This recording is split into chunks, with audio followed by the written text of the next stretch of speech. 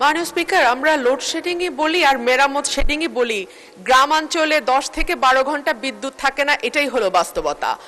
আমার মাননীয়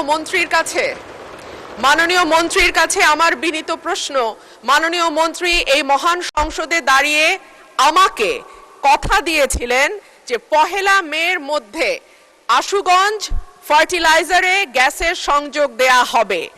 এরপরে আরো 1 মাস 3-4 দিন পার হয়ে গেছে মাননীয় স্পিকার, এখনো আশুগঞ্জ ফার্টিলাইজারে গ্যাসের সংযোগ আমরা পাইনি। গ্যাসের সংযোগ আছে, সরি, গ্যাসের সাপ্লাই আমরা পাইনি।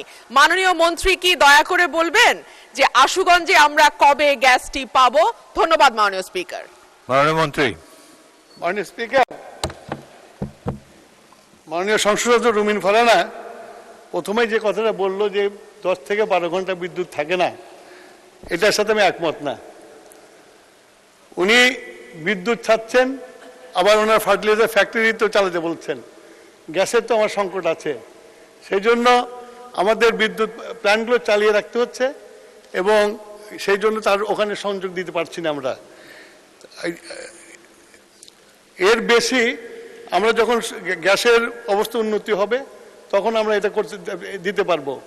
আর 2 নম্বর হলো যে গত 17 বছরে কোনোদিন ড্রিলিং করা হয় নাই, আমরা এই প্রথম এসে ড্রিলিং শুরু করেছি। আমরা আশা করি ইনশাল্লাহ আমরা গ্যাস পাবো। গ্যাস পাওয়ার পরে আশুগঞ্জ ফার্টিলাইজার, যত ফার্টিলাইজার ফ্যাক্টরি আছে সব ফার্টিলাইজারে আমরা সংযোগ দিতে পারবো। ধন্যবাদ স্যার। মাননীয় মন্ত্রী, আপনি কিন্তু সংসদে বলেছিলেন 1 তারিখ থেকে গ্যাস যাবে, সেটি বোধহয় পাওয়া যায়নি। তো সংসদে যে প্রতিশ্রুতি দেবেন সেটা ড্রিলিং বা অন্যান্য যাবতীয় আনুষঙ্গিক বিষয় স্টাডি করে তারপরে সংসদে প্রতিশ্রুতি দেবেন।